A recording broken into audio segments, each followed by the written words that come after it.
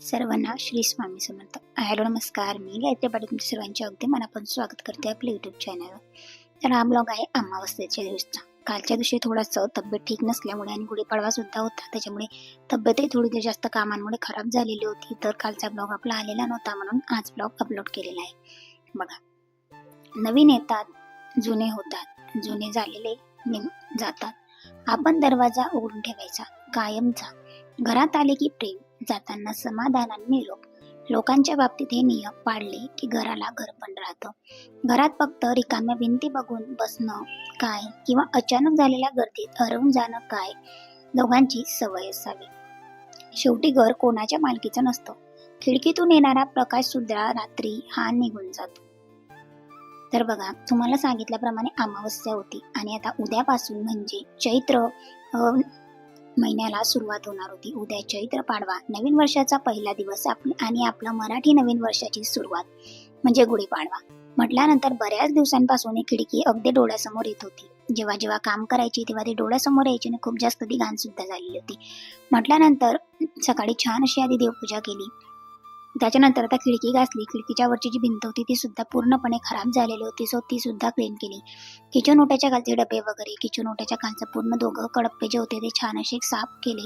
इतके सारे भांडे होते तेलाचे तुपाचे, ते सुद्धा घासून झाले.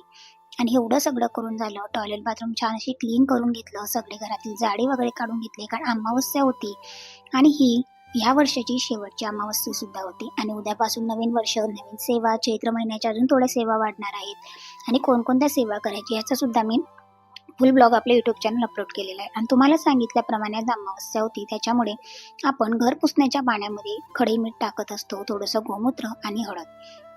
याचाच परिणाम काय होतं तर घरामध्ये येणारी निगेटिव्हिटी, नकारात्मकता हे मीठ किंवा हळद शोषून घेत असते आणि घराचं वातावरण अगदी छान, पॉझिटिव्ह आणि प्रसन्न होत असतं. प्रत्येकाला आपल्या घरामध्ये यावंसं वाटतं किंवा एखाद्याचं मन रमतं आल्यानंतर. इतकं छान वातावरण ह्या पाण्याने होतं. त्याच्यामुळे जर तुमच्या घरात जास्तीच निगेटिव्हिटी असेल किंवा म्हणजे तुम्हाला वाईट विचार येत असतील, मन लागत नसेल, तर आठवड्यातून 2-3 वेळेस तुम्ही हा उपाय नक्कीच करू शकता. मी तर प्रत्येक अमावस्येला आवर्जून करत असते. पूर्ण घराचं म्हणजे जाळं काढलं होतं आणि इतकी सारी धूळ. दररोज कितीही कामं करा, पण आजच्या दिवशी केलेली साफसफाई एक वेगळंच समाधान मात्र देऊन जाते, कारण आज अमावस्या होती. आणि म्हटलं उद्यापासून बाकीच्या अजून सेवा वाढतील किंवा उद्या लगेच गुढीपाडवा आहे, लगेच स्वामी जयंती, त्याच्यामुळे दोघंही दिवस आता वेळ मिळणार नाही. म्हटल्यानंतर थोडं आज जास्तीत जास्त काम करून घेतलं आणि संध्याकाळचे आता इथे मला 5 वाजलेले होते तेव्हा मी आता पोछा लावत होती. टॉयलेट बाथरूम किंवा टॉयलेट बाथरूमचे दरवाजे, खिडक्या ह्या गोष्टी सुद्धा साफ करणं खूप जास्त महत्त्वाचं आहे. छान असा पोछा वगैरे लावून घेतला आणि तुम्ही बघताय का माझी अशी परिस्थिती, म्हणजे माझी अशी हालत झालेली होती का अगदीच सकाळचं काहीच नाही, कंटिन्यू काम सुरू होतं त्याच्यामुळे. आणि इतका सारा पसारा घरामध्ये, दररोज आपण डेलीमध्ये काम करतो पण इतका सारा पसारा आज निघाला होता. कारण असं असतं जेव्हा डीप क्लिनिंग करायला घेतो ना, त्या खूप सारी घाण निघते आणि खूप मोठी पिशवी माझी सुद्धा भरलेली होती. ज्या नको त्या वस्तू, बॉटल्स वगैरे होत्या त्या सुद्धा मला काढून टाकायच्या होत्या, जेणेकरून घरामध्ये केर कचरा किंवा कबाडीचं सामान नको असं नेहमी म्हटलं जातं. आणि हे जे डबे दिसत आहेत ना, हे एअर टाईट कंटेनर आहे, यांना सुद्धा एक हात फिरवून घेतला. यांना जास्त वेळ लागत नाही, पण थोडं जास्तीच्या उन्हात त्यांना तापवलं आणि सगळं काही पॅक करून घेतलं.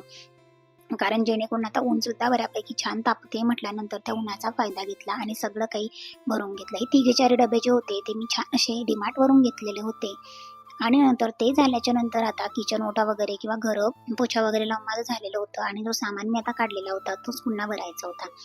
तेल, तूप किंवा मिठाचे डबे आणि यांना सुद्धा इतकं काम म्हणजे इतकं काम पडतं, किंवा मसाल्याचा डबा, यांना सगळ्यात जास्त काम पडतं. त्याच्यामुळे ते इतके चिकट होऊन जातात, कारण नेहमीचं काम असतं, एनी टाईम आपला त्याला हात लागत असतो. आणि आता पुन्हा पुन्हा हात लावून ते सुद्धा बऱ्याच दिवसांनी खराब होतात. आणि म्हणून मी महिन्यातून एक वेळेस हे काम मात्र नक्की करत असते. अमावस्येला जर केलं तर पुढच्या अमावस्येपर्यंत पुन्हा ते खराब होणारच आहे. त्याआधी झाले तर नक्कीच आपण हात फिरवत असतो. तेलाची बरणी किंवा छोटे छोटे जे असतात डबे वगैरे, ते सुद्धा खूप जास्त घाण झालेले होते. आणि अमावस्या असल्यामुळे इतर सेवा सुद्धा संध्याकाळी करायच्या होत्या आणि उद्याचं काही प्रिपरेशन सुद्धा करायचं होतं, कारण उद्या गुढीपाडवा होता. बघा, कोणाला महत्त्व द्यायचं आणि कोणाला योग्य अंतरावर ठेवायचं ही समज आयुष्यात खूप उशिरा येते, पण आली की आयुष्याची गुंतागुंत आपोआप सुटू लागते. प्रत्येकाला चापलं मांडण्याची सवय हळूहळू सुटते आणि स्वतःची किंमत मात्र जपायची अक्कल आपल्याला येत असते. जे लोक आपली उपस्थिती गृहीत धरतात त्याच्यासाठी स्वतःला सतत झिजवणं राहण्यात काहीच अर्थ उरत नाही. काही नाती जवळ ठेवण्यासाठी नसतात, ती फक्त शिकवण देऊन दूर जाण्यासाठी असतात. हे कळायला सुद्धा मात्र आपल्याला खूप जास्त वेळ लागत असतो. महाराज नेहमी सांगतात का आपण सेवा करून सेवेकरी व्हायचं. इतरांच्या आयुष्यात काय चाललं आहे याची लुडबुड करण्यापेक्षा किंवा आपल्या आयुष्यात काय चाललंय इतरांनी जरी लुडबुड केली तर समोरच्याला सांगत बसण्यापेक्षा किंवा एखाद्या गोष्टीचं एक्सप्लेनेशन महत्त्व पटवून देण्यापेक्षा आपण आपल्या आयुष्यात मात्र बिझी राहावं. आपण सेवा करावं. आपण जर आपल्या आयुष्यात सेवा केली, घरातील कामं आवरले तर अजिबात महिलांना सुद्धा थोडासाही वेळ मिळत नाही. मला तर अजिबात वेळ मिळत नाही. असं बघितलं तर बोलताना समोरचा माणूस डायरेक्ट बोलून जातो का तुम्ही 2च जण आहे, मग तुला एवढं काम कशाचं? 2च असल्यामुळे तुझं काम लवकर होत असेल, पण 2 आहे, पण जो वेळ माझ्याकडे शिल्लक राहतो किंवा मला जो वेळ मिळतो त्याच्यामध्ये मी माझं फॅशन जोपासते. म्हणजे मी माझं एक ब्लॉगिंग शूट करते, ब्लॉग बनवते.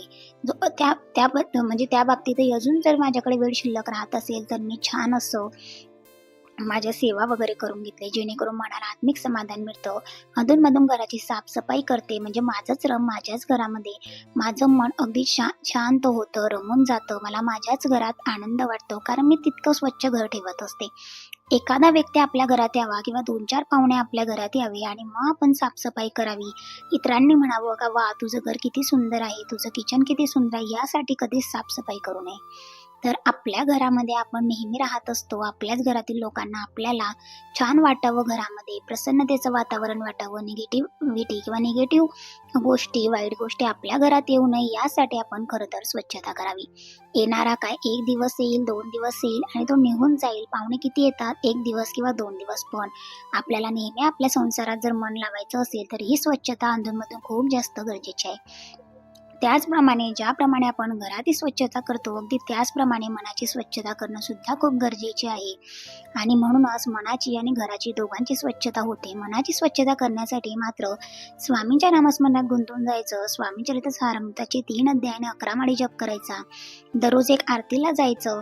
जास्तच जमल्यास दररोज एक पूर्ण स्वामी चरित्र वाचायचं. 1 माळ गायत्री मंत्राची करायची, 1 माळ नवार्ण मंत्राची करायची, महाराजांची आरती करायची, दररोज सगळ्या मूर्तींवर अभिषेक करायचा, देवपूजा करायची आणि नंतर आपल्या मनाची स्वच्छता हळूहळू होण्यास मदत होते. गुरुचरित्राचा 14वा किंवा 18वा अध्याय वाचायचा. तुम्हाला सुद्धा अगदी छान असे अनुभव येतील. संध्याकाळच्या वेळेस छानसा तुपाचा दिवा लावायचा आणि नंतर व्यंकटेश स्तोत्रम आणि श्री सुक्तम पठण करायचं आणि अनुभव स्वतः घेऊन बघायचे. तुम्ही बघितलं का एवढं सगळं करत करत मला संध्याकाळ झालेली होती आणि संध्याकाळचं सगळ्यात महत्त्वाचं काम आजचं जे होतं, कारण आज अमावस्या होती म्हटल्यानंतर म्हटलं चला या क्लिनिंगसाठी आज माझं केंद्रात सुद्धा जाणं झालं नाही आणि आता घरीच मग मी अमावस्येच्या प्रत्येक अमावस्येला ही सेवा करत असते. तर 11 वेळा कालभैरवाष्टक आणि 1 वेळा वल्गा सुक्त आपण पिवळ्या मोरींवर घेत असतो आणि आजूबाजूला संरक्षण कवच म्हणून आपल्या घराचं आपण ह्या मोहऱ्या टाकून देत असतो. पण मी 1 वेळाच इतकी थकली होती का फक्त 1 वेळा मी कालभैरवाष्टक आणि 1 वेळा वल्गा सुक्त घेतलं आणि पूर्ण घरामध्ये किंवा बाहेरून सुद्धा गॅलरी वगैरे मध्ये सगळीकडे ह्या मोहऱ्या टाकून दिल्या. संध्याकाळचे दिवे वगैरे लावून झालेले होते. संध्याकाळच्या सर्व सेवा इथे झाल्या होत्या. नंतर मग आता जी वेळ होती ती म्हणजे संध्याकाळच्या अमावस्येच्या सेवेची आणि दूध येईल, दूध तापवायचं आणि बाकीच्या ज्या काही आता गोष्टी आहे जेवण वगैरे आटवायचं ते करायचं. कारण उद्या पुन्हा गुढीपाडवा, नवीन वर्ष, नवीन वर्षाची सुरुवात म्हटल्यानंतर पुन्हा सकाळी लवकर उठायचं आणि त्याचंच प्रिपरेशन म्हणून बासुंदी वगैरे सुद्धा मी संध्याकाळीच बनवून घेतलेली होती. पुरण बनवून घेतलेलं होतं. ज्या काही गुढीला लागणाऱ्या वस्तू आहेत त्या सुद्धा आम्ही संध्याकाळीच मार्केटमधून आणलेल्या होत्या. म्हटल्यानंतर उद्याच्या दिवसाचं तेवढंच टेन्शन हलकं होणार होतं आणि नंतर आपलं जे काही ठरलेलं आहे ना रुटीन, त्या पद्धतीने अगदी व्यवस्थित कामे होतात. आणि जर आपण प्रॉपर पद्धतीने ठरवून जर एखादं काम केलं तर निश्चितच आपल्याला स्वतःसाठी सुद्धा वेळ मिळतो आणि बाकीच्या गोष्टींसाठी पण. आज अमावस्या, उद्या गुढीपाडवा आणि परवा स्वामी जयंती म्हटल्यानंतर 3 ते 4 दिवस खूप जास्त बिझी रुटीन असणार आहे. पण तेवढेच ते दिवस सुद्धा खूप जास्त महत्त्वाचे असतात. म्हटल्यानंतर प्रत्येक सण हा काहीतरी एक वेगळं शिकवून जात असतो. गुढीपाडवा आणि चैत्र महिना लागतो आणि आपण किती भाग्यवान आहोत ना की मराठी नवीन वर्षाची सुरुवात आणि पहिलाच दिवस म्हणजे गुढीपाडवा सण उत्सवाने साजरा केला जाणारं हे नवीन वर्ष. त्याच्यामुळे घरातील जितकी होईल तितकी साफसफाई संध्याकाळपर्यंत मी केलेली होती. पूर्ण घर साफ करायचं आहे, पण अधूनमधून याही गोष्टी करणं खूप जास्त महत्त्वाच्या असतात. ज्या पद्धतीने आपण नामस्मरण करतो, मनाची स्वच्छता करतो, मनाचा भार आपला हलका करतो, त्याच पद्धतीने जर अधूनमधून प्रत्येक महिन्यात अमावस्येला जर तुम्ही घराची स्वच्छता केली, थोडी डीप क्लीनिंग केली, किचन वगैरे चमकवलं, तर निश्चितच तुमचं घरसुद्धा अगदी छान होईल. ब्लॉग कसा वाटला नक्की कमेंट्स करून सांगा. बाय.